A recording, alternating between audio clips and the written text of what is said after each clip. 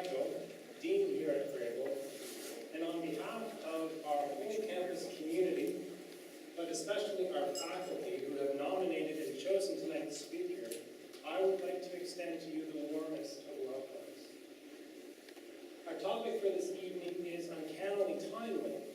We are focused on prayer and lament in a week which has seen events in our nation's capital that have jolted each of us in different and somewhat new ways. And so I'd like to begin this evening in prayer. The prayer I've chosen was written by Grebel, the interim pastor at Ottawa Remnant Church, the wife of Paul Eby, the director of our new MSCU Center for Peace Advancement. So let us pray. Our God, we call you light of the world, but today we feel the weight of darkness. We call you wisdom, but today we have so many unanswered questions. We call you Prince of Peace, but today we feel surrounded by violence. We call on you in our fear, our disbelief, and our sadness. Hear our cries. Hold us as we remember the sounds, images, and experiences of Wednesday. Hold the families of those killed and injured in our city. Hold families around the world who experience violence and instability. Remind us to hold each other as we gather in our homes, schools, and workplaces in the coming days. May we seek your wisdom as we try to respond to the questions of our children, which echo our own. Why do people kill each other? We are people shaped by the story of peace. May our responses to the events in our city be formed and informed by this identity. May we seek your light as we find our way through the dark. In your mercy, Lord, hear our prayers.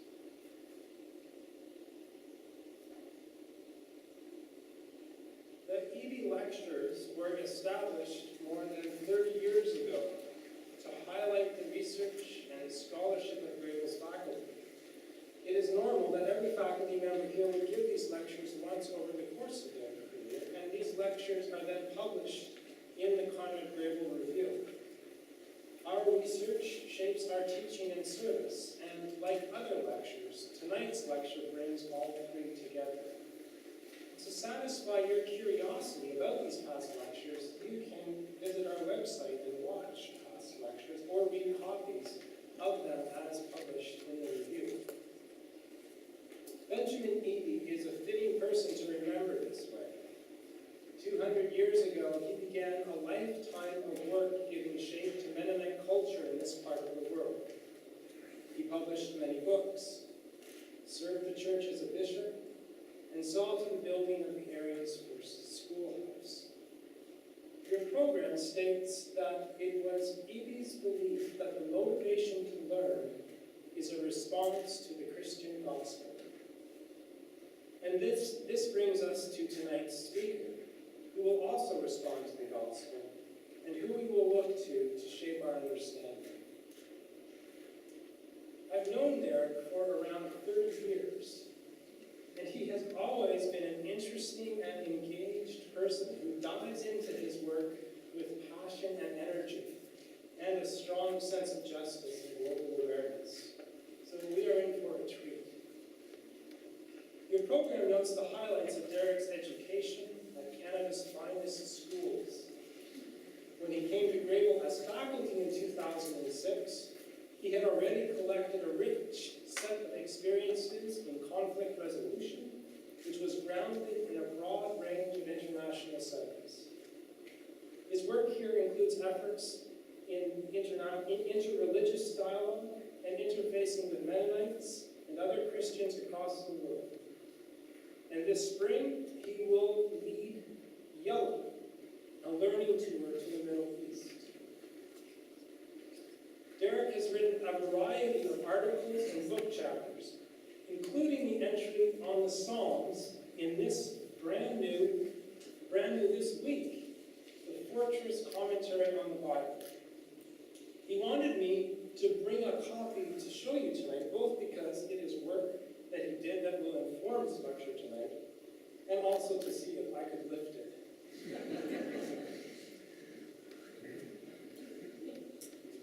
Our recently expanded Milton Good Library has many books for further reading on Derek's topic. And Derek has actually selected some of his favorites, and they are on display in one of the library windows on the 3rd floor. You can go there and look at them tonight, and they're available for your perusal and borrowing during regular library hours. Please attend to the announcements included in your program. We have a number of other exciting lectures this fall and continuing into the new year. These include a new Mennonites writing series which will feature Rudy Lee. This is next week already. The Bechtel Lectures with Jeff Gundy. And a special night with Ziadin Yousafzai, the father of Malala Yousafzai. And please join us after the lecture tonight for a reception in the atrium. You can go through the cafeteria to get there. Follow crowd. I was talking to some of Derek's students this week, and they said that he got a little crazy in class talking about tonight's lecture. So Derek, we invite you to share that with us now.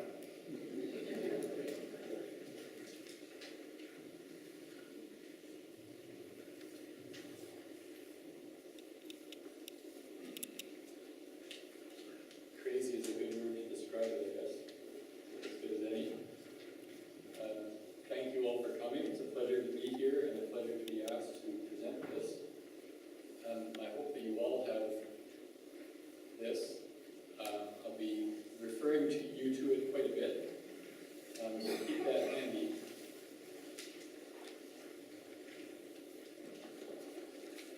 And as always, I'm very interested to hear your responses. I suspect that some of the things that I'll say are not new, and I suspect some of them might be very new, or new suggestions, so I welcome your response.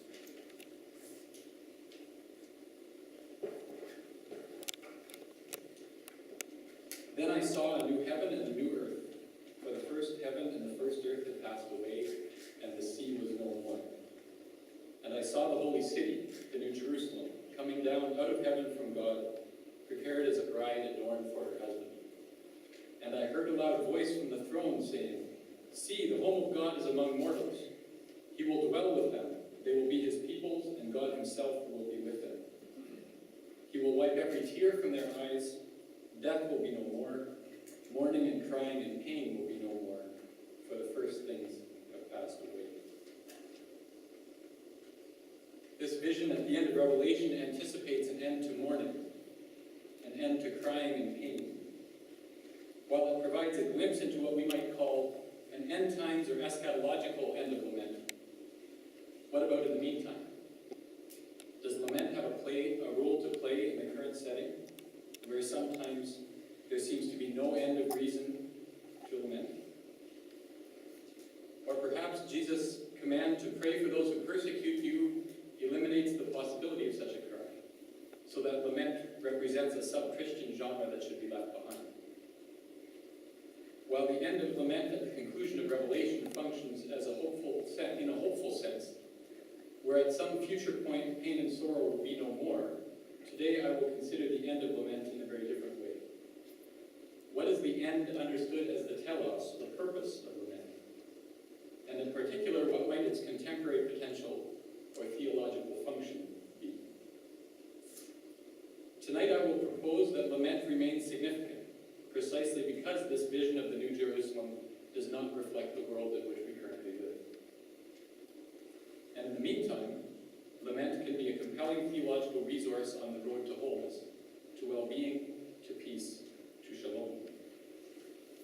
However, I suspect we also may be somewhat puzzled, made uncomfortable, or even dismayed by the form that this sometimes takes. So the anatomy of lament and the costs of losing it. Reading through the Psalms, one quickly becomes aware of a repeated rhythm and style, where certain language, concerns, and appeals begin to sound familiar. In comparing Psalms, it is possible to discern certain patterns. Some praise God's majesty in action in creation and history, hymns. Others ask for forgiveness and restoration, prayers of confession. Still others thank God for deliverance from enemies or sickness, thanksgiving. Within the patterned language of the Psalms, we can discern different genres at work with distinct functions. But in the Psalter, one genre predominates. Beginning already in Psalm 3, laments calling from various situations of distress appear repeatedly. Depending on the count, there are approximately 50 psalms of lament in the Psalter, far more than any other genre. And yet I suspect that these psalms appear less in our liturgy and worship than most others. From a context of distress and anguish, the psalmist hopes for well-being, wholeness, security, and safety. Since lament represents a cry awaiting a response, we could say that at its most basic, the goal of lament is to establish or to re-establish shalom. Attending to lament also moves us from a philosophical debate or theoretical abstraction to consider the lived life of people in pain and despair. For this reason, our discussion tonight will focus on a series of specific passages and potential contemporary implications. And you have the passages on your handout. At the outset, it will be helpful to describe this genre. What do we mean by lament in the first place? So to begin our discussion, take a look at Psalm 6. And I don't have it up here so that you can look at the thing in front of you. Verse 1, O Lord, do not rebuke me. Most lament psalms begin with just such an invocation, O Lord. While we often don't think much about this, in the polytheistic setting of the ancient world, such a beginning was crucial because it identifies which God you're talking to. Babylonian psalms, there's lots and lots of different gods within ancient Eden. Look at verses 2 through 4 on the handout. Lament generally addresses God with imperatives, insisting on a divine response. The stance here is not pretty please if you get around to it, but rather, God, do something. The series of imperatives here is characteristic. Do not rebuke or discipline. Be gracious. Heal me. Turn. Save. Deliver. Notice they're all imperatives. Perhaps more than any other, the phrase, how long, encapsulates the basic dilemma of lament. Why are things so messed up? When will they be made right? How long do I have to wait? How long? If you look at verses 5 through 7, laments generally also describe the distress the psalmist suffers from, with sickness and enemies appearing prominently. Lament psalms seek to persuade and so reflect powerful, charged, rhetorical utterances. Klaus Westermann has helpfully described lament as having three subjects: God, the one lamenting, and others, often enemies. And in Psalm 6, all three figure prominently. The next section, however, may be somewhat surprising. Depart from me, all you workers of evil, for the Lord has heard the sound of my weeping. The Lord has heard my supplication. The Lord accepts my prayer. As is commonly recognized, here the psalm reflects a dramatic change in tone, from desperation to confidence. However, in this case, the psalmist turns from speaking directly to God to describing the Lord's response in third person to others, and even challenging the workers of evil directly. The you is not to God. While usually translated as prayer, the term tefillah, and I've given that to you in parentheses, appears consistently to depict such a cry, and has long been recognized as a rough ancient equivalent to what we would call a lament or complaint. Finally, the final verse heightens the drama since the audience is unclear. What was initially spoken unambiguously to God, and then clearly shifted to the workers of evil directly, here talks about both in third person. Thus, while presumably overheard by both previous audiences, this reflects the possibility of an even broader social audience. As we shall see in a minute, Westermann's category of others includes contemporary and potential supporters as well as enemies. Though we often gloss over this feature, such shifts between divine and social audiences are common in songs. In fact, within laments, it is unusual for such a shift not to occur. This recognition challenges our common definition of prayer, which we often think of as speech or communication with God. Psalm's outline of what constitutes a lament, what would be the result of neglecting or losing this genre? In his article, The Costly Loss of Lament, Walter Brueggemann outlines two significant costs of eliminating lament from the liturgy and the life of the church. First, from a psychological perspective, the loss of lament results in the loss of voice for those who are suffering. So the loss of voice.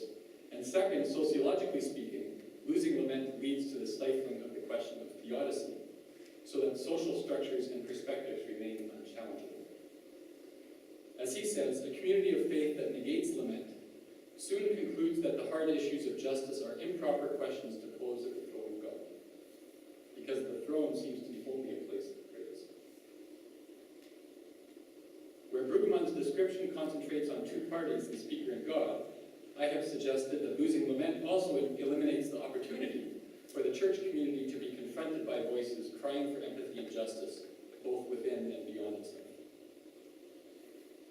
Returning to Psalm 6, take a look. Do you find reference to sin or asking for forgiveness in that psalm?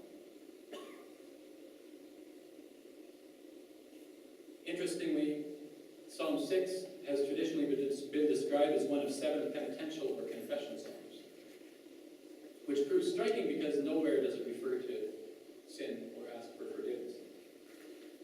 While presumably this identification comes from hearing and references to God's anger and discipline and implicit acknowledgement of guilt, it underplays a key possibility present within the Psalms. In addition to being a rock, deliverer, and refuge, God can also be experienced as an enemy. Indeed, if we remove the possibility of lament, then what is an appropriate response when we experience God or God's creation as an enemy, whether in disease, earthquake, or tsunami? A move to focus exclusively on praise and confession, and I would suggest that this is a tendency in our liturgy, tends to implicitly blame the one suffering, since it is the articulation of lament that claims that things are not right, and so recognizes the possibility of unjust suffering in the face of relative innocence. Perhaps wanting to shield ourselves and our children from the strong and at times vengeful language of lament, we unwittingly place ourselves among Job's friends, who justify his suffering as the result of sin or some sort of divine pedagogy, but are offended by his strident tone and refuse to allow for his repeated claim of innocence. Further, functionally eliminating lament shields us from deeper reflection of what we should be confessing for in the first place. Now, moving to hearing lament as a contemporary resource. I have suggested that lament psalms reflect a strong emotive call for restoration and well-being, in a word, shalom. But neglecting lament does not only rob suffering people of a voice or maintain the status quo, this neglect also removes the impetus for communities of faith to hear in these cries the voices of their contemporaries and social peers. However, paying greater attention to the persistent presence of a social audience within lament opens the possibility for more than one human role. In other words, you're not always the speaker. We can also hear or overhear the cries of others. Moving ourselves out of the position of the speaking subject and into that of the audience being addressed allows for a compelling and quite distinct perspective. So I'm going to go through a number of psalms now and suggest that some of these could function as peace passages. Notice that I'm using the term function as peace passages. I'll tell you in a minute. I don't really like the term peace passages much. Although largely unknown, in my view, Psalm 55 represents a very significant peace passage. Following a fairly typical introduction calling on God to hear, not hide, attend, and answer, the psalmist describes the hostility and danger posed by enemies. The crux of the psalm appears in the middle section. It is not enemies who taunt me, I could bear that. It is not adversaries who deal insolently with me, I could hide from them. But it is you, my equal, my companion, my familiar friend. Where we might assume that enemies in the Psalms represent external forces like the Philistines or Midianites, or perhaps the empires of the day, Egypt or Assyria, this psalm reflects an intimate personal adversary, a member of the community, the congregation, perhaps Strikingly, however, she does not only speak about this friend, but accuses him directly. But it is you. Here we do not overhear an individual's call to God, but rather what we might have characterized as a prayer leads immediately to a direct accusation against someone else. But the psalm does not stop there either, but speaks about the enemy without turning to God. Let death come upon them. Let them go down alive to Sheol, etc. In other words, the psalmist turns from directly accusing a social adversary to address yet another audience, before turning back to address God at the end. Now, we may well ask, how might this be a peace passage? It doesn't sound very peaceful. It sounds pretty vengeful. In contrast, let me read the first verse of, and this, for those who are here from St. Jacobs, we sang this on Sunday, and I could start from Sing the Story. Gentle God, when we are driven past the limits of our love, when our herd would have a weapon and the hawk destroy the dove at the cost of seeming meat, help us turn the other cheek. The first verse of this song cites what is often seen as a self-evident peace passage from the Sermon on the Mount. However, in the context of domestic abuse, an uncritical call to turn the other cheek can function as a cover, or even a legitimation of wrongdoing. In such a context, Psalm 55 and its direct confrontation of the perpetrator in the apparent presence of witnesses underscores the significance of hearing the voice of a victimized party that is too often silenced or silenced. Not only does this psalm provide a potential voice for an abused party, but it also confronts both the abuser and, perhaps most importantly, the broader community who witnesses such a crime. For a theological and church tradition long committed to peace, it is striking that Mennonites have seemed to find it easier, I think, to formulate a theological framework and response for perpetrators than for victims. And if you want an excellent resource on this, we have in our library the dissertation of Carol Penner, whom many of you know. It's a fabulous book on the topic.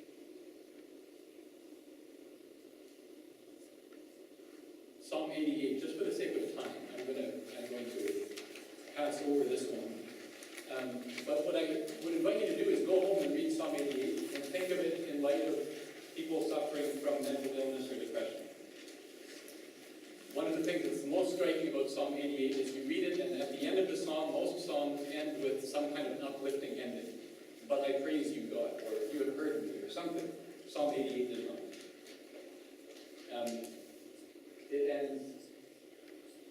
It ends with complete social isolation. My friends have abandoned me. Trevor mentioned Wednesday. This will be an interesting psalm to read this week. You would be hard-pressed to find a biblical... So moving on. We can come back to that if you wish in the question. You would be hard-pressed to find a biblical phrase more often used for Swiss Mennonites than the quiet in the land. There it is. It is almost held as a badge of honor in a very humble way among the Swiss Mennonites, I would say. I don't know where this self-perception originates, but in Psalm 35, the psalmist is among the quiet in the land who are being persecuted. Psalm 35 employs legal language to transpose lament into a form of courtroom drama. Contend reflects the language of the prophetic lawsuit tradition, and reference to malicious witnesses in verse 11 reinforces this impression. But the key to this psalm is the Hebrew term nephesh, which appears 8 times and is translated in the NRSV as soul, life, or me, or myself. Of these, soul is the most problematic, though very commonly used translation, since this term does not reflect a body-soul dualism, but rather the entire being, the vital self, or life force. For instance, when God breathes into Adam the breath of life at the beginning of Genesis, he becomes a living being, a nefesh hayah. Janowski notes that the human creature does not have a vital self, but rather is this vital self. And incidentally, I'm reading the Orenda right now, and the language of Orenda, that concept sounds very, very similar to this idea of nefesh here. Psalm 35, the speaker's nephesh is in constant danger. Adversaries pursue, seek after, dig a pit for it.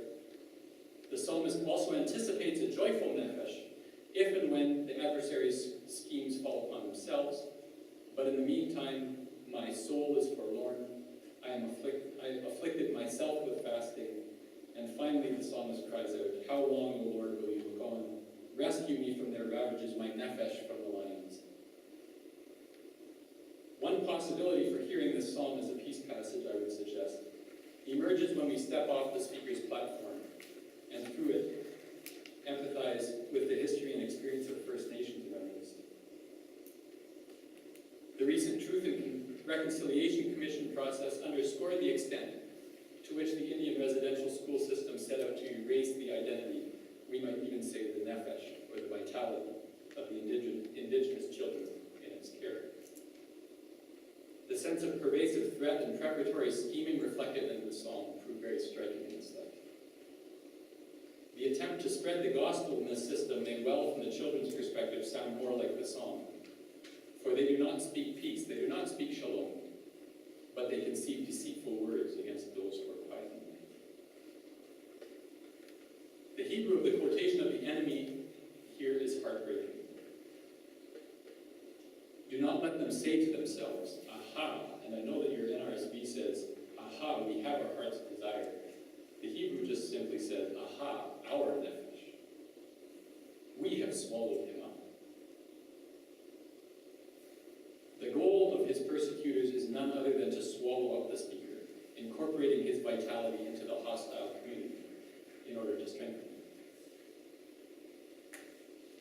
The residential school system sought to eliminate an indigenous them by incorporating them into a Canadian Western us.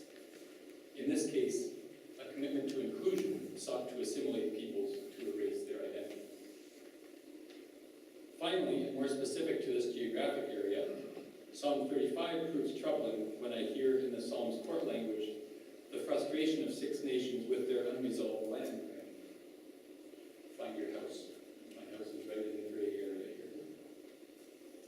I am not innocent or uninvolved in this dispute, since my house, my church, and my employer, right here, including this chapel and our nice new peace center, all sit in this disputed territory. If you look at the end of the psalm,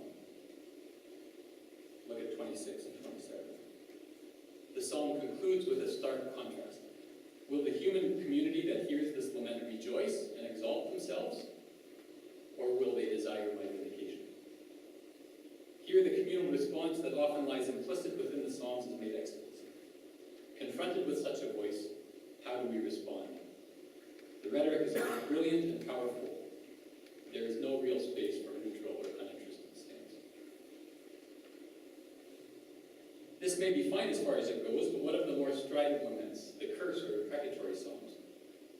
Psalm 109 contains one of the most vitriolic curse sections, and I've included most of it. We're not going to go through the whole thing, you can see it.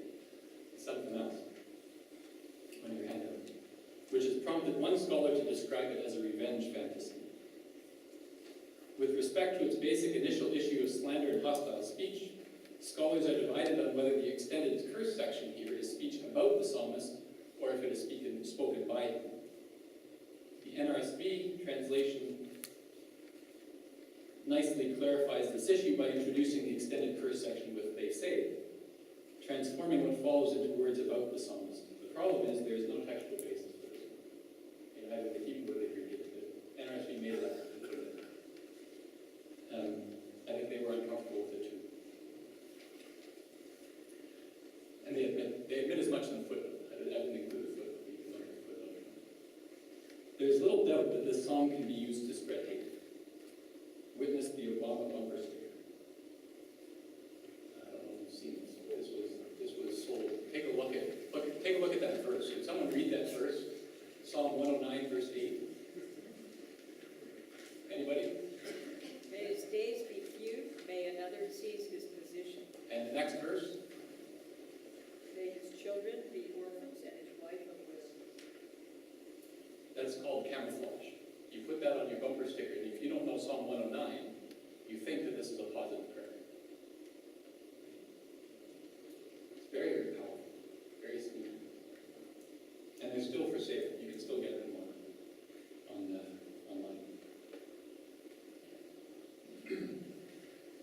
So there's little doubt that this psalm can be used to spread hate. So can this psalm really function as a peace passage? The tenor of the psalm reflects a basic symmetry between what has purportedly happened to the psalmist and the desire for a similar fate for those who oppose him. Though clouded in translation, the psalmist describes himself as embodying prayer. Literalistically, the psalmist says, I am tefillah, I am prayer. Not I have a prayer, I'm standing in prayer. Since an initial offer of love was met with accusation, he calls for an adversary or satan to be placed at his opponent's right hand. Functioning like a prosecuting attorney comes with charges. And incidentally, the word satan, where we get Satan from, in the Old Testament, this is used for people more than anything else, for adversaries. As Brueggemann has demonstrated, the foundational issue in Psalm 109 is a lack of kindness shown by the speaker's community. While not maintained in the NRSV translation, the term here for social kindness, and then translated as steadfast love, when referring to God, is one and the same. So that's why I bolded them on your hand. They're both chesed. Here too, the psalm reflects a significant symmetry. The drastic curse section and appeal for a divine chesed emerges to make up for the lack of social solidarity. The description of God in the last verse proves telling. Where the community had abandoned the self-described poor and needy psalmist, God steps in to vouch for him, standing on his right side, in the same position as the Satan at the beginning. Once again, like in Psalm 55, the animosity here reflects the social adversary or group, rather than the enemy of an opposing military or empire. Treating Psalm 109 as a theological treatise or abstract philosophical discussion misses the raw emotion of the passage. Without a doubt, here we tread on dangerous ground. But notice too what the psalm does not do. It does not ask God for strength to smite the enemy. It does not advocate taking vengeance into one's own hand, nor does it justify the psalmist's own violent actions. Rather, the psalm expresses rage, disappointment, and vindictiveness, as well as the desire for the tables to be turned and his adversary receive the same treatment that he has experienced. In the end, though, the psalm relinquishes all of this to God. In an age of instant communication and anonymous speech, the ability to breed the kind of hostility the psalmist both condemns and expresses proves all too real. Such words are dangerous. At the same time, the voice of the psalm makes it possible to empathize, I think, with the friends and family of those victimized by radicalized young people, or the parents of teenagers driven to suicide by cyberbullying. Notice that what we've got in the globalized world is this possibility of hostile speech everywhere. So if that wasn't bad enough, let's take a look at Psalm 137. By the rivers of Babylon, there we sat down and wept.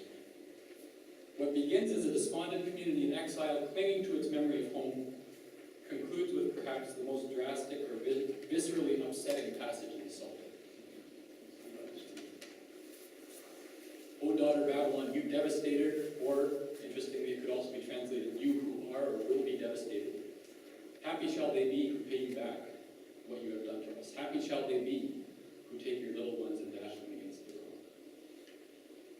Where many, including some scholars, tend to equate shalom with peace or even pacifism, this is simply linguistically inaccurate.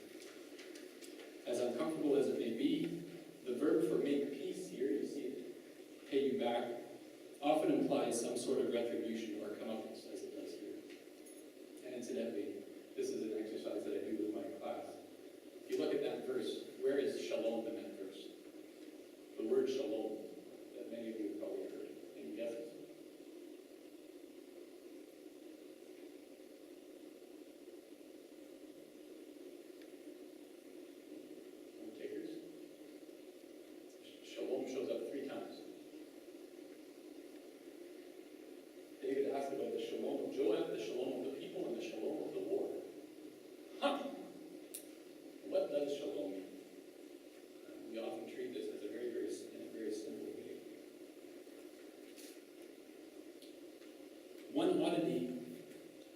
Psalm 137 is that what sounds like a curse is actually placed in the language of blessing. Happy are they. While the NRSV wants to be inclusive in its portrayal of such vengeance, women, aren't you glad that you're included here? They changed a he to a they. The term here is actually a masculine singular. Happy is he. As with many drastic wishes or curses in the Psalms, it is not clear who this might be. Is this human or divine? What is grammatically clear and rhetorically striking here is that the last verses are addressed to Babylon. In other words, this is the voice of a subjugated, virtually destroyed minority speaking directly against its oppressor. This is the individual and communal voice of those who refuse to assimilate, who refuse to have their memories fade or their nefesh be swallowed up by the empire that has tried to erase them. A common response to this passage is to ask, why is it in the Bible? But without really wanting to know an answer, or thinking about an answer. Some even want to rip it out altogether. As we know all too well, there is a thin line between wishing for something and encouraging or even inciting someone to carry it out. However, for those of us who can, thankfully, and I count myself among them, not imagine saying such words, it may be particularly important to empathize with those who can. Psalm 137 reflects the frustration, anger, trauma, and despair of war refugees. And interestingly, right now, there's some very interesting work being done reading laments through PTSD, as post-traumatic stress language.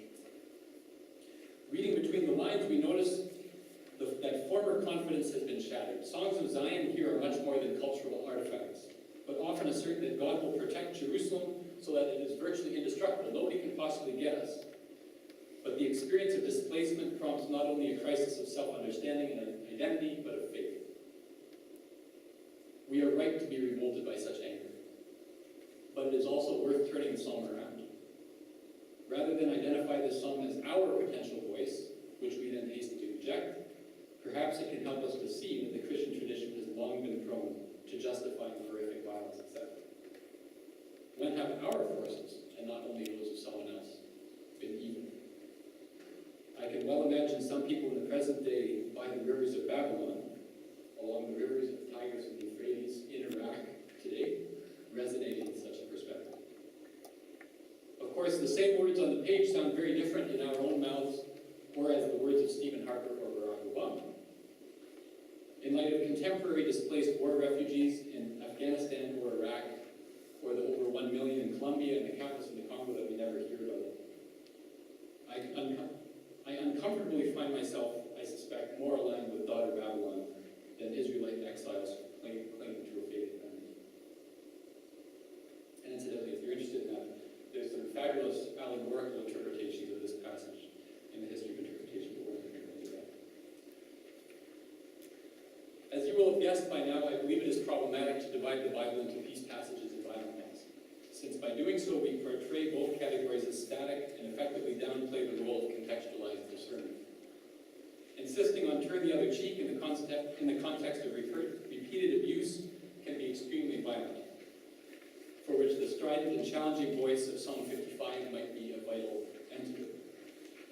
By inverting the usual tendency to habitually cast ourselves as the speaker and moving ourselves more into the periphery as the listening audience, I think things change. From this perspective, even words of vengeance and destruction can potentially function as a call for self-critique and even pursuing shalom. In short, the profound discomfort we feel when confronted by such lament psalms is what they are there for. But Scripture does not stand alone. For it to function as such, it requires a community willing and able to engage in interpretation of both biblical material and our own context. In other words, as the church, listening and discerning such cries is partly what we are here for. The all too common response that we couldn't say that, and related desire to tear such offensive material from the Bible, or on the other hand, our conviction that God simply isn't like that, often allows us to sideline and ignore lament. However, attempts to soften such language or dislodge it from the canonical conversation, I think, whether to insulate ourselves or our view of God, lets us off the hook too easily. So now, since we don't have enough to talk about yet, we're going to try a new reading of the Sermon on the Mount. Let's see what we think of it. So, the end of lament in the New Testament. Perhaps the previous discussion of lament is all for naught. After all, doesn't Jesus call to love your enemies and pray for those who persecute you? Do away with the possibility of lament in the Christian tradition? It is worth taking a closer look at this passage, familiar passage from the Sermon on the Mount. Jesus' teaching regarding the love of enemies in prayer is commonly understood as a call for intercession. In effect, Jesus here tells his followers to not only love their enemies, but also to pray for, i.e. on behalf of them. As is often pointed out, this resonates with other parts of the Gospels, including Jesus saying on the cross, "Forgive them, Father, for they know not what they do." Thus, while lament might be the most prominent genre in the Psalms, such prayer is out of bounds for Jesus' followers. In this sense, the Sermon on the Mount can be seen as the functional end of lament, not in a chronological sense, but in an ethical or moral. There is much to suggest, however, that the Sermon on the Mount should be read in light of the Psalms. At the outset, the series of Makarioi sayings, the blessed are they, make a powerful connection. While this term appears 30 times in the Gospel, none in Mark, interestingly, it is most prevalent by far in the Psalms of any book.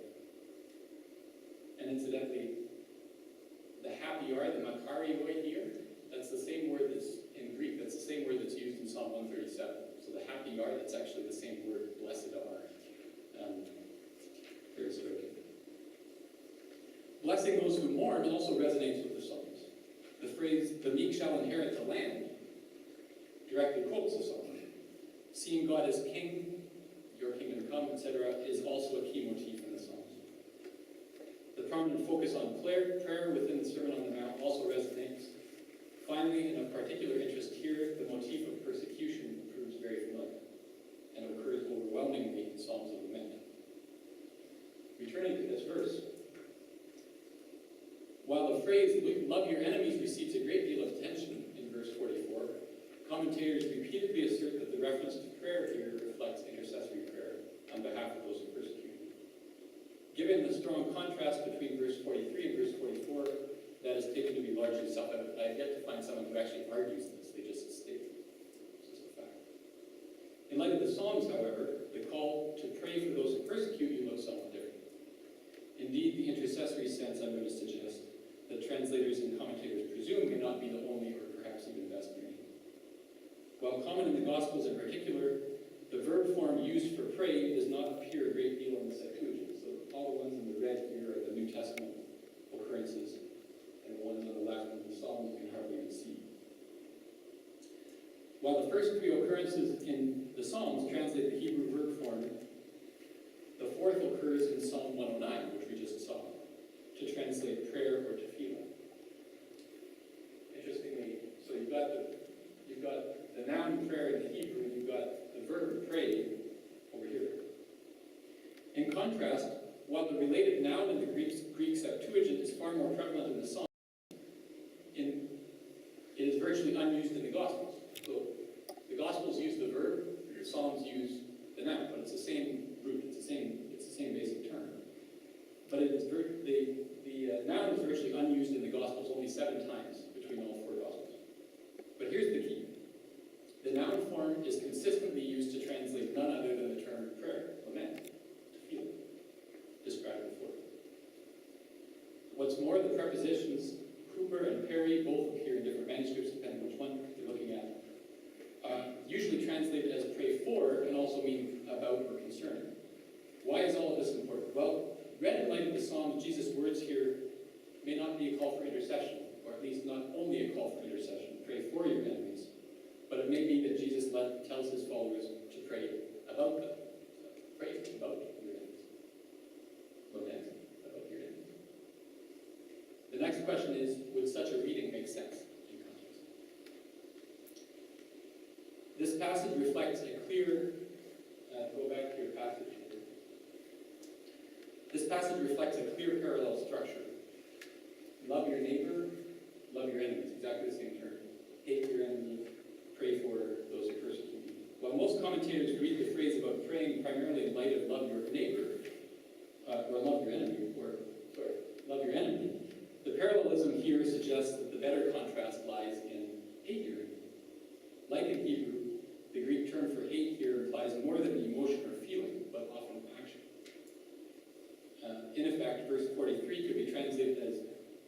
neighbor and renounce your enemy. Or perhaps even love your neighbor and pursue your enemy with hatred, the first section. Thus, Jesus may not only be calling for intercessory prayer on behalf of the adversary, but also insisting that his followers should forego their hatred or pursuing hatred by praying about rather than seeking vengeance upon those who pursue them. So the contrast between hating your enemy and pray concerning or pray about those who persecute you also makes good sense. I know this is initially counterintuitive, but this reading actually resonates with some aspects of the New Testament that are otherwise very puzzling. For instance, if we pray for your enemies, how are we to understand the extreme language about Pharisees in Matthew 23? It is also striking that lament psalms, rather than those that are more clearly messianic in orientation, provide the backbone for the Passion account. The Passion narrative incorporates elements of Psalm 69, and 69 is worse than 109, by the way, if you want to take a look at how drastic. But 69 and 109, both imprecatory or curse psalms, have been built right into the Passion narrative. Psalm 22 appears with particular prominence, a connection that Matthew stresses even more than the other synoptics, by having Jesus explicitly cite Psalm 22 from the cross. Eli, Eli, lama sabachthani. Why, my God, why have you forsaken me? It is less often recognized, however, that this was before chapter and verse numbers. So the first line functioned as an incipit or functioning title. Think of a contemporary hymnal, where you look at the back and there's a first line index. In effect, citing Psalm 22:1 encourages readers to read Jesus' passion in light of the entire psalm. Thus, where Jesus explicitly intercedes from the cross in Luke, Father, forgive them, for they know not what they do. In Matthew, Jesus laments from the cross. My God, why have you forsaken me? Rather than incompatible with the broader portrayal of Jesus in the Gospels, articulating and intending to lament may be yet another element of following Jesus. Lament is not opposed to, but may even be part of Christian discipleship. In Matthew, Jesus is not portrayed as rejecting or superseding lament, but rather embodying it. And it's very interesting. He is Psalm 109, verse 4. Right? I mentioned that I am prayer. That's very much the way that I think the Gospels see Jesus. Thus, the lament of an innocent victim is central to the Gospel tradition, so that Christ becomes one who suffers and prays alongside those who lament, not one who dismisses such a Christ. We're going to skip Romans 12, but I think this makes sense of Romans 12, which is always often very puzzling for people. Why would you say love, love, love, and then leave wrath to God, right? Leave vengeance to God. We can come back to that if you wish, but let's go back to Revelation.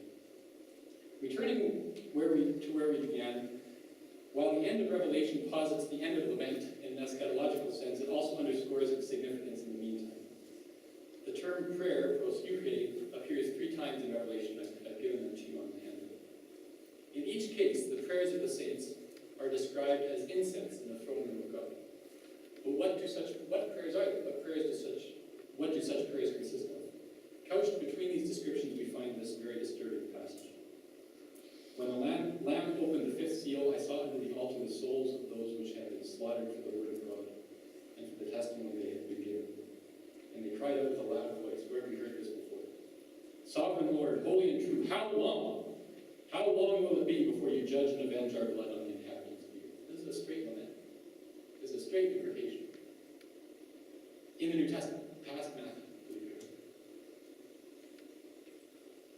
What are the prayers of the saints in Revelation? None other than the laments, the tefillah, of those who have been slaughtered and called upon God to set them free. While this, does that sound like heaven to you? Like this is the depiction of heaven. Saints that have been martyred, calling out an imprecation from heaven. It's very striking.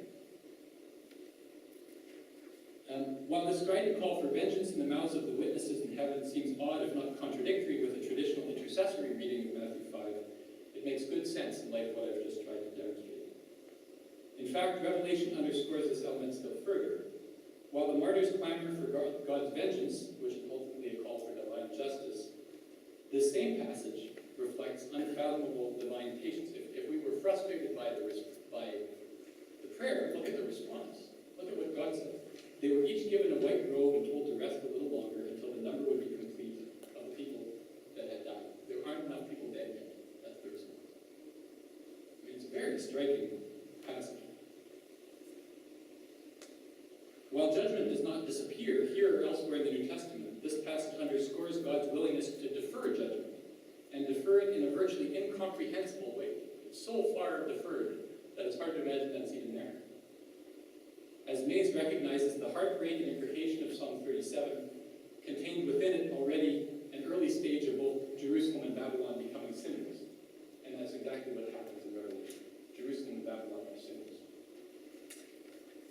Rather than fundamentally overturning the language of lament from the Psalms, I believe the New Testament builds upon and proves consistent with it. This is not to say that nothing has changed, so please listen to me here. So don't, Something has changed. Most striking, in the Psalms, the key exception to the exclusive divine prerogative for violence is the Davidic king. The king can do violence, but other people aren't supposed to in the Psalms. As God's representative, not only does the king thank God for providing the strength to save, which is used unambiguously in the sense of military victory, Psalm 18, but divine promises are made to the king, who will not only be granted power and authority over human foes, but even the seas and other elements. In contrast, in the New Testament, even the promised Messiah, the Davidic king himself, foregoes violence. This is very different. So Jesus says the Messiah, even he, defers judgment. However, this does not mean that divine judgment, vengeance, or even the human desire for vengeance disappears, but rather it is precisely that. It's divine vengeance. In other words, human fear, anger, and despair is handed over to the divine to do with as God sees fit. The image of human laments appearing as incense in the throne room of the temple. It's very strange. In the end, the key phrase in the Sermon on the Mount, "You have heard it said, but I say," is not so much a series of antitheses, but rather a dramatic extension of the previous understanding.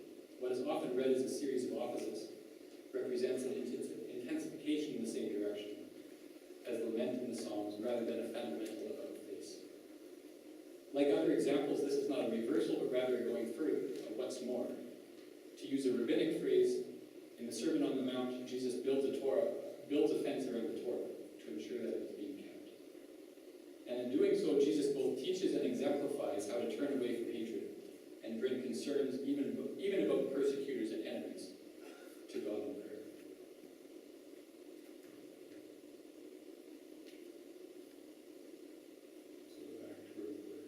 I saw a new heaven and a new earth. The first heaven and the first earth had passed away, and the sea was no more. I heard a loud voice from the throne saying, "See, the home of God is among mortals. He will wipe every tear from their eyes. Death will be no more. Mourning and crying and pain will be no more, for the first things have passed away." Thank you. I welcome your responses and questions.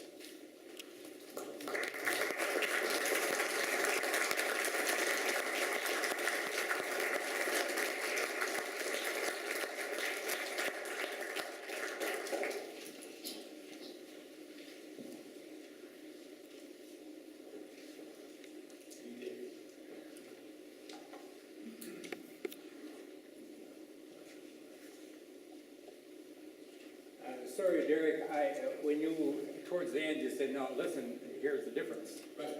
I missed, unfortunately, I missed what you highlighted as the Old Testament interpretation. I did grasp the New Testament aspect, maybe because it was more familiar, but would you mind repeating Sure. that important difference? Sure. In the Psalms, the main, there's one or two exceptions, but the main person for whom violence seems to be okay is the king. And if you want an example of that, just read Psalm 18. "Thank you, God, for giving me the strength to wipe out my adversary." That's basically Psalm 18 in a nutshell. And so the Davidic king is kind of the exception to violence. What's striking to me in the New Testament is that even the Davidic king renounces violence.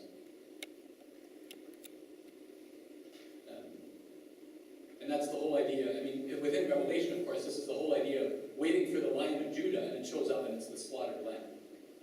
Right? I mean, that's kind of the fundamental point that's being made, I think, in Revelation.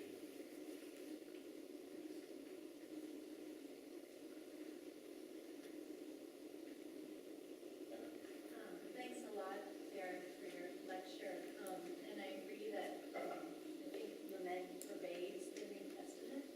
But in the question of Jesus, I'm still not convinced. And I'm wondering, I mean, you mentioned turn the other cheek a couple of times. I don't read that as a passive teaching. I see that as actually a standing up, a crying for justice. So is it possible you can think of there being a kind of middle position between lament and kind of passivity? Right. Yeah, for me, what I'm trying to get across is I think that the idea of prayer is broader than we tend to think. Like often we think prayer and then we think it has to be intercession. And I'm simply saying that I think lament is part of the field of prayer, but that doesn't mean that it's always lament. Like laments can be bad. Laments can be very poorly. Like people can claim to lament when they really shouldn't be, right? But at the same time, I would also say that some people confess when they shouldn't either.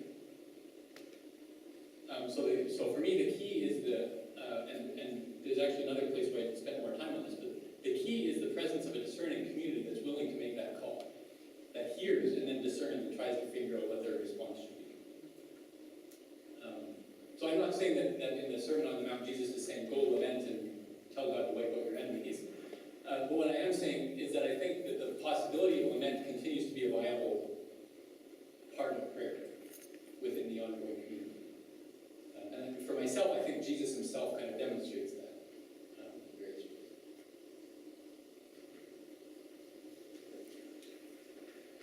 I've been reading the writings of Thomas Berry, and as I read through this and talking about the lament, it seems to me that all of his work and writings are lament for the destruction of the earth.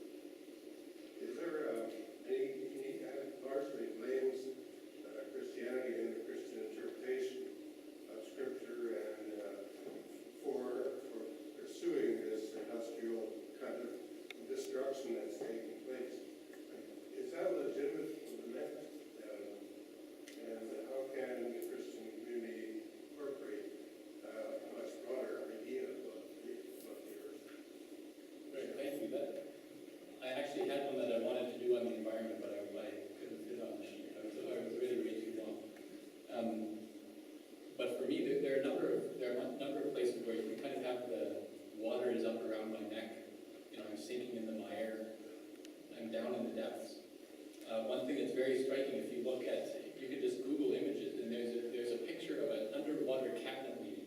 I don't know if you've ever seen this picture, but there's a picture of a small island, I think in the South Pacific somewhere, that symbolically held a cabinet meeting with their government in scuba gear, because they say that their island will no longer be above water in about 20 years. And so their point is, who is going to help? Like this wasn't our action that created this problem. So where is the international community? Like it was kind of a symbolic, right? And to me, that's one of the things that I kind of think about. In terms of passages, one of the things that's interesting, I think Barry actually, I pretty much agree with it in his kind of analysis of how that, or how it's justified. And to me, one of the things that's very striking about that is a runaway view of Genesis 1. Right? A view of Genesis 1 where having dominion means we can do anything we want. And what's striking about that is Genesis 2 suggests that the purpose of humans on the earth is to till. The language is, the translation is usually to till the earth, but it's actually the word to serve the earth. For me, I think I've got a list of about 4 different places that I would send people for really good Psalm 74, Psalm 104, and the end of Job, for alternate views of creation that don't put humans up on such a high pedestal that we can destroy them. Psalm 74, 104, and end of Job 38 to 41. And I think one of the things that's interesting about that is I think in the ancient world, no one thought that humans could destroy the world. Nobody thought that the humans could have such an impact that we're having.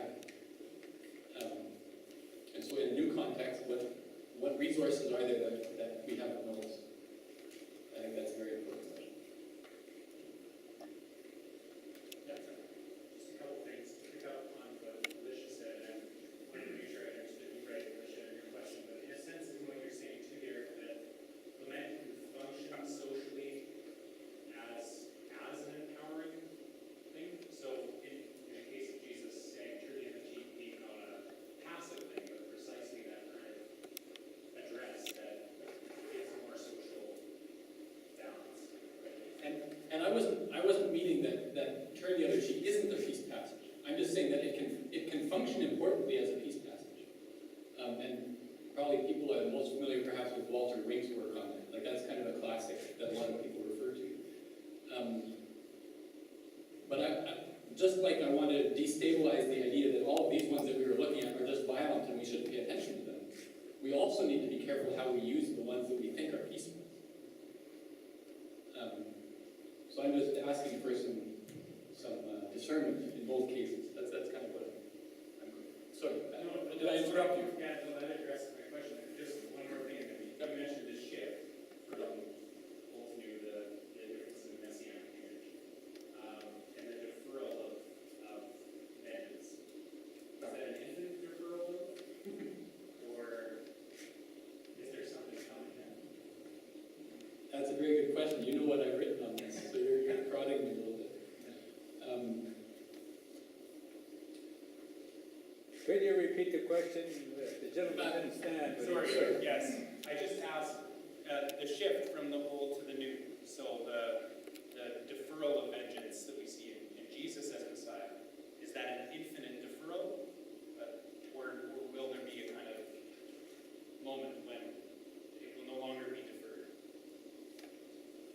It's an excellent question. My short response is I'm glad I'm not on that committee. I'm on a lot of committees, but that's one that I'm not on.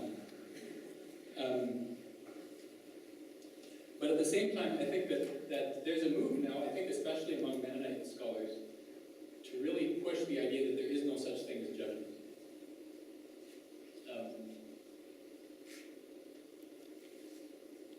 I don't think I buy that. I think that the idea of some form of judgment makes this present make sense in light of suffering. But having said that, that doesn't mean that I have a prescribed idea of what judgment looks like. And so I can't tell you if that's violent judgment or non-violent judgment or whatever. But I get very nervous when people try to defer infinitely, simply because I think there's large aspects of the biblical witness that we're just seemingly pushing to the side when we do that. Is the concern with that also that you're taking away the hope of future justice if you push aside judgment? The hope that future judgment may be on God's part? Is there a liberation theology angle to this? Yeah, perhaps one that I'm not aware of. To me, my bigger concern is simply one of the temptations, frankly, is just to leave the Bible behind and to try to have Christianity or the tradition without the Bible, which to me gets very dangerous because then what are we doing? Then our assumptions are just replacing the biblical. My advisor used to always say, wouldn't it have been great if God would have waited for us to write the Bible, because then it would have been jabber. But of course, every generation finds out things that the previous generation missed.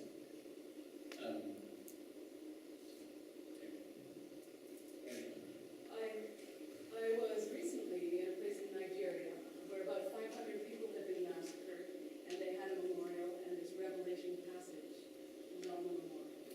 And so I very much resonate with their call that we need to sit with lament and the pain that people experience, and that was clearly a cry. And yet also working in peace and conflict and knowing how cycles of violence fuel themselves. There is that feeling of that while you must sit and just be with people while they lament, you also know you are on the precipice, as it were, or that the cycle, that there is that seed of a cycle of violence returning. So I don't know if you have any response. I suspect you teach courses, take courses with her. No, I think you're exactly right. I don't know, other than to say the importance of the community that's discerning, I don't know what else to say. Whenever the community turns into an individual person, I get nervous. Whenever the community disappears, I get nervous. But whenever the lament disappears, I also get nervous.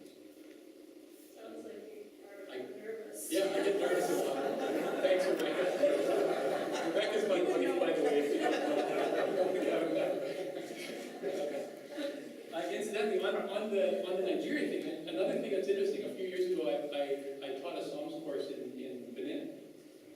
And I had just come from Mennonite kind of gatherings and academic conferences in Canada where the big debate was whether God was violent or not.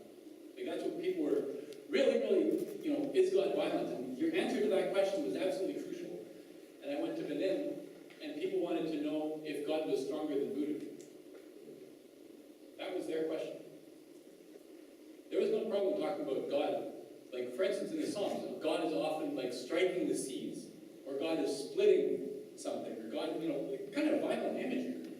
And for them, this was incredibly important because they could see in all of those things God's action against against the curses that others were placing on them. And this was a very real thing. I had one person say that before they became a Christian, someone told them that somebody had put kind of idols around their property, and they were gone from their house for over a year because they were scared to go back. And then they became a Christian, and this freed them from the fear of what that was going to happen. So it's just very striking that going into that setting, the question that seemed to be the all-important question here just simply didn't register. It's just a completely different conversation. But I think a very important one. And for myself, I think I see the Psalms better now because they live much closer to the spirituality of the Psalms than I do in my everyday walking about life. So just the connection with your Nigeria. Yeah. We've talked a lot about, and maybe this is wrong, so you can tell me if it's about the particular people are intended to particular things, people worry about particular things in themselves. So these judgments and laments are about particular things. And then we talked about judgment, and we went back to that, when people calling against judgment, but isn't that a call against the general sense of judgment? People would still hold up a particular judgments are sinful. And I think of that in light of that creation point that's raised, right? Part of the problem there is not attending to particular ways in which we need to care for the earth, and instead saying we have this general license to do whatever we want. We're obviously not allowed to do certain things based on Genesis 1. It's not a judgment thing. So are we not always helped, or is not part of what you're saying, that we're always helped by attending to particular things and not worrying about the general or absent? I wouldn't want to say always, but that would be too general. That would be too general. But my own tendency is to think in particulars. In part because I think when we think general, another aspect of thinking general is that then we become powerless. Then we just can't imagine what we could possibly do because we can't address the general thing. But if we can identify certain things, then there might be things that we can tackle kind of in a meaningful way. Your point about the judgment being general, that's a very interesting one.